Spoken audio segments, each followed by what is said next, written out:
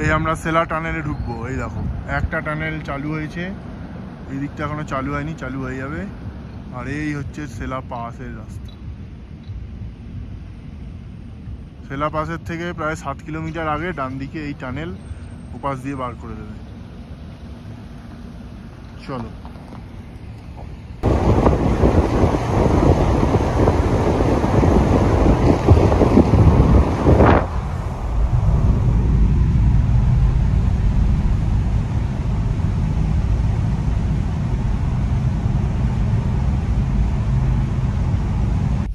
এই টানেলের and ওপাশটা clear ছিল আর এপাশে সেই বিশাল ফগ।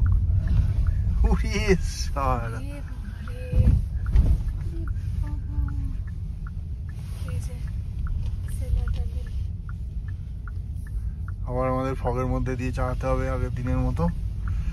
চলো।